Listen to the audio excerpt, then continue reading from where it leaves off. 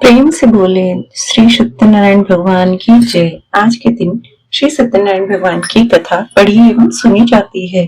तो आइए आज आपको सुनाते हैं श्री सत्यनारायण भगवान की संपूर्ण व्रत कथा। एक समय नैमिषारण्य तीर्थ में शौनक आदि 88,000 ऋषियों ने श्री सूत जी से पूछा, हे प्रभु, इस कलयुग में वेद विद्या रहित मनुष्य को प्रभु भक्ति किस प्रकार मिलेगी और उनका उद्धार कैसे होगा?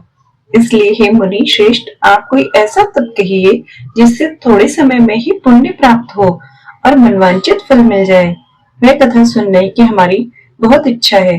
सर्वशास्त्र ज्ञाता श्री सूत जी बोले, हे वैष्णवों में पूज्य, आप सभी ने प्राणियों के हित की बात पूछी है। अब मैं उस श्रेष्ठ व्रत को आप लोगों से कहूंगा जिस व्रत को नारद जी ने लक्ष्मी नारायण जी से पूछा था और लक्ष्मीपति ने मुनि श्रेष्ठ नारद जी से कहा था। सो ध्यान से सुनो। एक समय योगीराज नारद जी दूसरों के हित की इच्छा से अनेक लोकों में घूमते हुए मृत्यु लोक में आ पहुंचे। यहाँ अनेक योनियों में जन्मे हुए प्राय सभी मनुष्यों को अपने कर्मों द्वारा अनेक दुखों से पीड़ित देखकर सोचा, किस यत्न के करने से निश्चय ही प्राणियों के दुखों का नाश हो सकेगा। ऐसा मन में सोचकर विष्णु लोक को चले गए। वहां श्वेत वर्ण और 4 भुजाओं वाले देवों के ईश नारायण को देखकर, जिनके हाथों में शंख, चक्र, गदा और पद्म थे और वरमाला पहने हुए थे, उनकी स्तुति करने लगे। हे भगवान, आप अत्यंत शक्ति से संपन्न हैं। मन और वाणी भी आपको नहीं पा सकते हैं। आपका ना ही आदि है, ना ही मध्य है और ना ही अंत है। हे निर्गुण स्वरूप, सृष्टि के आदिभूति एवं भक्तों के दुखों को नष्ट करने वाले हो, आपको मेरा प्रणाम। नारद जी से इस प्रकार की स्तुति सुनकर भगवान विष्णु बोले, हे मुनि श्रेष्ठ, आपके मन में क्या है? आपका किस काम के लिए यहाँ पर आगमन हुआ है? निसंकोच होकर कहें।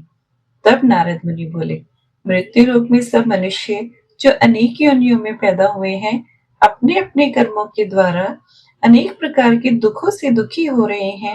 हे नाथ, मुझ पर दया रखते हैं तो बताइए कि उन मनुष्यों के सब दुख थोड़े से ही प्रयत्न से कैसे दूर हो सकते हैं?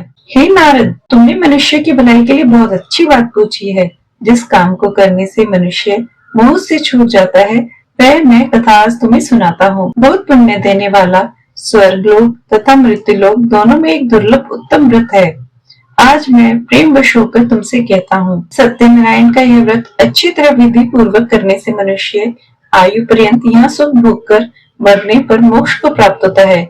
श्री भगवान के वचन सुनकर नारद मुनि बोले कि इस व्रत का क्या फल है, क्या विधान है और किसने ये व्रत किया है और किस दिन ये व्रत करना चाहिए, विस्तार से बताइए नारायण। तब भगवान विष्णु बोले, दुख, शोक आदि को दूर करने वाला, धन धान्य को बढ़ाने वाला, सौभाग्य और संतान को देने वाला यह व्रत सब स्थानों पर विजयी करता है। किसी भी दिन मनुष्य से सत्यनारायण के ब्राह्मणों एवं बंधुओं के साथ धर्म परायण होकर पूजा करे। भक्ति भाव से नैवेद्य, केले का फल, घी, दूध, गेहूं, चूर्ण इत्यादि ले सभी योग्य पदार्थ जमा करा के भगवान को अर्पण कर दे और बंधु बांधवों सहित ब्राह्मणों को भोजन कराए। नृत्य, गीत आदि का आचरण करके भगवान सत्यनारायण का स्मरण करते हुए समय व्यतीत करें। इस तरह व्रत करने पर मनुष्य की सभी इच्छाएं अवश्य पूरी होती है। विशेषकर कली काल में भूमि पर यही एक मोक्ष का सरल उपाय है। सूत जी बोले, हे ऋषियों, जिसने पहले समय में इस व्रत को किया है उसका इतिहास कहता हूँ, ध्यान से सुनना। सुंदर काशीपुरी नगरी में एक अत्यंत निर्धन ब्राह्मण रहता था। वह भूख और प्यास से बेचैन हुआ नित्य पृथ्वी पर घूमता था। ब्राह्मणों से प्रेम करने वाले भगवान ने ब्राह्मणों को दुखी देखकर बूढ़े ब्राह्मण का रूप धर के उसके पास जा आदर के साथ पूछा, हे विप्र, नित्य दुखी हुए पृथ्वी पर क्यों घूमते हो? हे श्रेष्ठ ब्राह्मण, ये सब मुझसे कहो, मैं सुनना चाहता हूँ। ब्राह्मण बोला, मैं निर्धन ब्राह्मण हूँ, भिक्षा के लिए पृथ्वी पर फिरता हूँ। हे प्रभु, यदि आप इसका उपाय जानते हो तो कृपा करके मुझसे कहो। वृद्ध ब्राह्मण बोला कि सत्यनारायण भगवान मनवांचित फल देने वाले हैं, इसलिए हे ब्राह्मण, तुम उनका पूजन करो जिसके करने से मनुष्य सभी दुखों से मुक्त हो जाते हैं। ब्राह्मण को व्रत का सारा विधान बताकर बूढ़े ब्राह्मण का रूप धारण करने वाले श्री सत्यनारायण भगवान अंतर ध्यान हो गए। जिस व्रत को वृद्ध ब्राह्मण ने बताया, मैं उसको करूंगा। इस बार निश्चय करने पर उसे रात भर नींद भी ना आई। वह सवेरे उठकर सत्यनारायण के व्रत के लिए भिक्षा को चला गया। उस दिन उसको भिक्षा में बहुत सा धन मिल गया, जिससे बंधु बांधवों के साथ उसने सत्यनारायण भगवान का व्रत किया। इसके करने से वह ब्राह्मण सब दुखों से छूटकर अनेक प्रकार की संपत्तियों से युक्त हो गया। उस समय से वह ब्राह्मण हर मास व्रत करने लगा। इस तरह सत्यनारायण भगवान के व्रत को जो भी कोई करेगा, वह मनुष्य सभी पापों से छूटकर मोक्ष को प्राप्त होगा। आगे जो पृथ्वी पर सत्यनारायण का व्रत करेगा, वह मनुष्य सभी दुखों से छूट जाएगा। सूत जी ऋषियों से बोले कि इस तरह नारद जी ने लक्ष्मी नारायण का कहा हुआ यह व्रत मैंने तुमसे कहा है। हे विप्रो, मैं अब और क्या कहूँ। तब ऋषि बोले, हे मुनीश्वर, संसार में इस ब्राह्मण की कथा सुनकर किस किस ने इस व्रत को किया, वह भी हम सुनना चाहते हैं। इसके लिए हमारे मन में बहुत श्रद्धा है। सूत जी बोले, हे मुनियो, जिसने भी इस व्रत को किया, उनके बारे में सुनो। एक समय ब्राह्मण धन और ऐश्वर्य के अनुसार बंधु बांधवों के साथ व्रत करने को तैयार हुआ। उसी समय एक लकड़ी बेचने वाला बूढ़ा आदमी आया और बाहर लकड़ियों को रखकर ब्राह्मण के मकान में गया। प्यास से दुखी लकड़हारा उनको व्रत करते देखकर ब्राह्मण को नमस्कार करके कहने लगा कि आप यह क्या कर रहे हैं और इसको करने से क्या फल मिलता है, कृपा करके मुझे भी बताइए। ब्राह्मण ने कहा, सभी मनोकामनाओं को पूर्ण करने वाला यह सत्यनारायण भगवान का व्रत है। इनकी ही कृपा से मेरे यहाँ धन धान्य आदि की वृद्धि हुई है। ब्राह्मण से इस बारे में जानकर लकड़हारा बहुत प्रसन्न हुआ। चरणामृत लेकर प्रसाद खाने के बाद अपने घर को गया। लकड़हारे ने अपने मन में इस प्रकार का संकल्प किया कि आज गांव में लकड़ी बेचने से जो भी धन मिलेगा, उसी से मैं भी सत्यनारायण भगवान का उत्तम व्रत करूंगा। यह मन में विचार करके वह बूढ़ा आदमी लकड़ियां अपने सिर पर रखकर जिस नगर में धनवान लोग रहते थे, ऐसे सुंदर नगर को चला गया। उस दिन वहां पर उसे उन लकड़ियों का दाम पहले दिनों से चौगुना मिला। तब वह बूढ़ा लकड़हारा दाम लेकर और अति प्रसन्न होकर पक्के केले की पूली, शक्कर, घी, दूध, दही, गेहूं का चूर्ण इत्यादि सभी सामग्रियों को लेकर अपने घर को गया। फिर उसने अपने भाइयों को बुलाकर विधि के साथ भगवान जी का व्रत और पूजन किया। उस व्रत के प्रभाव से वह बूढ़ा लकड़हारा धन, पुत्र आदि से युक्त हुआ और संसार के समस्त सुख भोग कर वैकुंठ को चला गया। श्री सूत जी बोले, हे ऋषियों, अब आगे की कथा कहता हूँ। पहले समय में उल्कामुख नाम का एक बुद्धिमान राजा था। वह सत्यवक्ता और जितेंद्रिय था। प्रतिदिन देव स्थानों पर जाता, गरीबों को धन देता, उनके कष्ट दूर करता। उसकी पत्नी भी कमल के समान मुख वाली और सती साध्वी थी। भद्रशिला नदी के तट पर उन दोनों ने श्री सत्यनारायण भगवान का व्रत किया। उस समय में वहां एक साधु वैश्य आया। उसके पास व्यापार के लिए बहुत सा धन था। वह नाव को किनारे पर ठहराकर राजा के पास आ गया और राजा को व्रत करते हुए देखकर विनय के साथ पूछने लगा, हे राजन, भक्ति युक्त चित्त से ये आप क्या कर रहे हैं? मेरी भी सुनने की इच्छा है, तो मुझे भी बताइए। राजा बोला, हे साधु, अपने बांधवों के साथ पुत्र आदि की प्राप्ति के लिए महाशक्तिमान सत्यनारायण भगवान का व्रत एवं पूजन किया जा रहा है। राजा के वचन सुनकर साधु आदर से बोला, हे राजन, इसका विधान मुझे भी बताओ। मैं भी आपके कथा अनुसार इस व्रत को करूंगा। मेरी भी कोई संतान नहीं है, निश्चय ही इस व्रत को करने से हो जाएगी। राजा से सब विधान जानकर व्यापार से निवृत्त होकर वह आनंद के साथ अपने घर गया।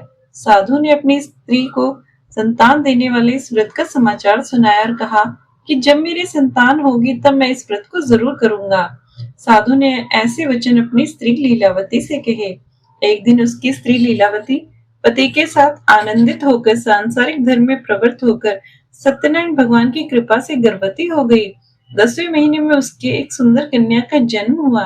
दिनों दिन वह इस तरह बढ़ने लगी जैसे शुक्ल पक्ष का चंद्रमा बढ़ता है। कन्या का नाम कलावती रखा गया। तब लीलावती ने अपने पति से कहा कि आपने जो संकल्प किया था, अब आप उसे पूरा करिए। साधु बोला, हे प्रिय, इसके विवाह आने पर करूंगा। इस प्रकार अपनी पत्नी को आश्वासन देकर वह नगर को गया। वहां कलावती दिनों दिन बढ़ती जा रही थी। साधु ने जब नगर में सखियों के साथ अपनी पुत्री को देखा, तुरंत दूत को बुलाकर कहा कि पुत्री के वास्ते कोई सुयोग्य वर देखो। साधु की आज्ञा पाकर दूत कंचन नगर पहुंचे और वहां पर बड़ी खोज और देखभाल कर लड़की के लिए एक सुयोग्य वणिक पुत्र को ले आए। उस सुयोग्य वणिक पुत्र को देखकर साधु ने अपने बंधु बांधवों साथ अपनी पुत्री का विवाह उसके साथ कर दिया, किंतु दुर्भाग्य से वह विवाह के समय भी उस व्रत को करना भूल गया। तब भगवान क्रोधित हो गए और उसे श्राप दिया कि तुम्हें दारुण दुख प्राप्त होगा। अपने कार्य में कुशल साधु बनिया जमाता सहित समुद्र स्थित रतनपुर नगर में गया। वहां दोनों और जमाई राजा चंद्रकेतु के उस नगर में व्यापार करने लगे। एक दिन भगवान सत्यनारायण की माया से कोई राजा का धन चुराकर भाग गया, किंतु राजा के दूतों को आता देखकर चोर ने घबराकर भागते हुए राजा के धन को वहीं चुपचाप रख दिया जहां वे दोनों ठहरे हुए थे। तब दूतों ने उस साधु वैश्य के पास राजा के धन को रखा देखा तो वे उन दोनों को पकड़कर प्रसन्नता से दौड़ते हुए राजा के समीप जाकर बोले, ये दो चोर हम पकड़कर लाए हैं प्रभु, देखकर आज्ञा दे। तब राजा की आज्ञा से उनको कठोर कारावास में डाल दिया और उन सबका धन उनसे छीन लिया। सत्यनारायण भगवान के श्राप द्वारा उनकी पत्नी भी घर पर बहुत दुखी हुई और घर पर जो भी धन रखा था चोर उसे चुरा कर ले गए। शारीरिक और मानसिक पीड़ा और भूख प्यास से अति दुखी होकर अन्न की चिंता में कलावती ब्राह्मण के घर गई। वहां उसने सत्यनारायण भगवान का व्रत होते देखा, फिर कथा सुनी और प्रसाद ग्रहण करके रात को घर आई। माता ने कलावती से कहा कि हे पुत्री, अब तक तुम कहाँ रह गई थी और तुम्हारे मन में क्या है? कलावती बोली, हे माता, मैंने एक ब्राह्मण के घर श्री सत्यनारायण भगवान का व्रत होते देखा है। कन्या के वचन सुनकर लीलावती भगवान के पूजन की तैयारी करने लगी। लीलावती ने परिवार और बंधु बांधवों सहित श्री सत्यनारायण भगवान का व्रत एवं पूजन किया और वर मांगा कि मेरे पति और दामाद शीघ्र घर आ जाएं। साथ ही प्रार्थना की कि हम सबका आप अपराध क्षमा करें प्रभु। सत्यनारायण भगवान इस व्रत से संतुष्ट हो गए और राजा चंद्रकेतु को स्वप्न में दर्शन देकर कहने लगे, हे राजन, दोनों वैश्यों को प्रातः ही छोड़ दो। उनका जो भी तुमने धन ग्रहण किया है वह सब उन्हें दे दो, नहीं तो मैं तुम्हारा सब कुछ नष्ट कर दूंगा। राजा से ऐसे वचन कहकर भगवान अंतर्ध्यान हो गए। प्रातः काल राजा चंद्रकेतु ने सभा में अपना स्वप्न सुनाया, फिर दोनों वणिक पुत्रों को कैद से मुक्त कर सभा में बुलाया। दोनों ने आते ही राजा को नमस्कार किया। राजा मीठे वचनों से बोले, हे महानुभाव, भाविवश ऐसा कठिन दुख प्राप्त हुआ है, अब आपको कोई भय नहीं है। ऐसा कहकर राजा ने उनको नए नए वस्त्र आभूषण पहनाए और उनका जितना धन लिया था उससे दोगुना धन देकर उन्हें विदा किया। दोनों वैश्य अपने घर को चल दिए। वैश्य ने मंगलाचार करके यात्रा आरंभ की और अपने नगर को चला। उनके थोड़ी दूर निकलने पर दंडी वेशधारी सत्यनारायण भगवान ने उनसे पूछा, हे साधु, तेरी नाव में क्या है? अभिमानिक वणिक हंसता हुआ बोला, हे दंडी, आप क्यों पूछते हैं? क्या धन लेने की इच्छा है? मेरी नाव में तो बेल और पत्ते भरे हैं। वैश्य का कठोर वचन सुनकर भगवान ने कहा, तुम्हारा वचन सत्य हो। दंडी ऐसा कहकर वहां से दूर चले गए और कुछ दूर जाने पर समुद्र किनारे बैठ गए। दंडी के जाने पर वैश्य ने नित्य क्रिया करने के बाद नाव को ऊंची उठी देखकर अचंबा किया और नाव में बेलपत्ते देखकर वह मूर्छित होकर जमीन पर गिर पड़ा। फिर मूर्छा खुलने पर अत्यंत शोक प्रकट करने लगा। तब उसका दामाद बोला कि आप शोक न करें, यह सब दंडी का ही श्राप है, अतः आपको उनकी शरण में चलना चाहिए, तभी हमारी मनोकामना पूर्ण होगी। दामाद के वचन सुनकर वे दंडी के पास पहुंचे और अत्यंत भक्ति भाव से नमस्कार करके बोले, हे प्रभु, मुझे क्षमा करें। ऐसा कहकर महान शोकातुर होकर रोने लगे। तब दंडी भगवान बोले, हे वणिक पुत्र, मेरी आज्ञा से बार बार तुम्हें दुख प्राप्त हुआ है, तो मेरी पूजा से विमुख हुए हो। साधु बोला, हे भगवान, आपकी माया से मोहित ब्रह्मा आदि भी आपके रूप को नहीं जान सकते, तब मैं अज्ञानी भला कैसे जान जाता। आप प्रसन्न होइए, मैं सामर्थ्य के अनुसार आपकी पूजा करूंगा। आप मेरी रक्षा करें और पहले की समान ही नौका में धन भर दें। उसके भक्ति युक्त वचन सुनकर भगवान प्रसन्न होकर उसकी इच्छा अनुसार वर देकर अंतर्ध्यान हो गए। तब उन्होंने नाव पर आकर देखा कि नाव धन से परिपूर्ण है। फिर उन्होंने भगवान सत्यनारायण का पूजन किया और साथियों सहित अपने नगर को चल दिए। अब अपने नगर के निकट पहुंचे तब उन्होंने दूत को घर भेजा। दूत ने साधु के घर जाकर उसकी स्त्री को नमस्कार करके कहा कि साधु अपने दामाद सहित इस नगर के समीप आ गए हैं। ऐसे वचन सुनकर साधु की स्त्री ने बड़े हर्ष के साथ सत्यदेव का पूजन कर पुत्री से कहा कि मैं अपने पति के दर्शन को जाती हूँ, तुम कार्य पूर्ण करके शीघ्र आ जाना। माता के ऐसे वचन सुनकर कलावती प्रसाद छोड़कर पति के पास गई। प्रसाद की अवज्ञा के कारण सत्यदेव रुष्ट हो गए और उसके पति को नाव सहित पानी में डुबो दिया। कलावती अपने पति को देखकर रोती हुई जमीन पर गिर पड़ी। इस तरह नौका को डूबा हुआ और कन्या को रोता हुआ देखकर साधु भी दुखी हुआ और बोला, हे प्रभु, मुझसे या मेरे परिवार से जो भी भूल हुई आप उसे क्षमा करें।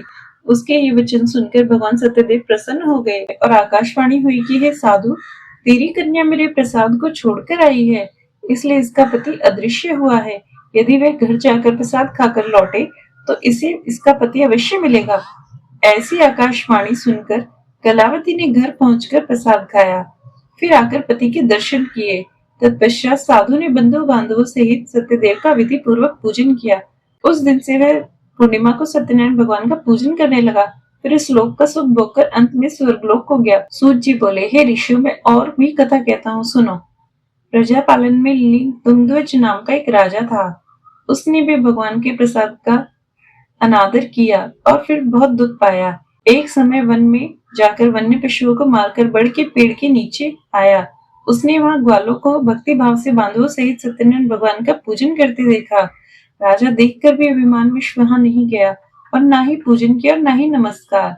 जब ग्वालों ने भगवान का प्रसाद उसके सामने रखा तो उसने वह प्रसाद भी त्याग कर अपने नगर को चला गया। वहां पर उसने अपना सब कुछ नष्ट पाया तो वह जान गया, यह सब तो भगवान ने ही किया है।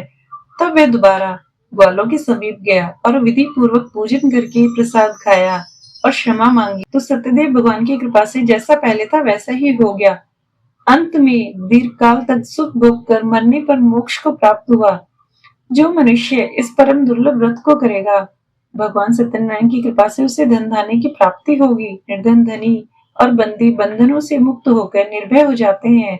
संतानहीनों को संतान प्राप्त होती है और उनके सभी मनोरथ भगवान पूर्ण करते हैं और अंत में वे वैकुंठ धाम को जाते हैं।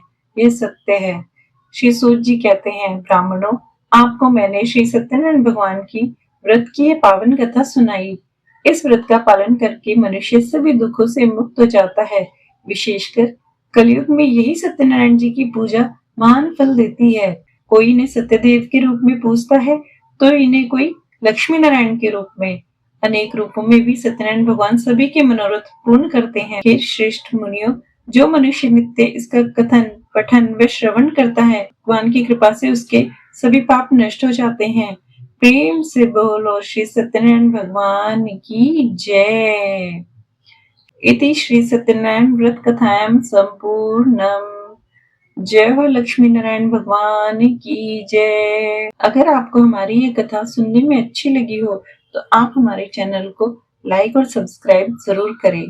राधे राधे।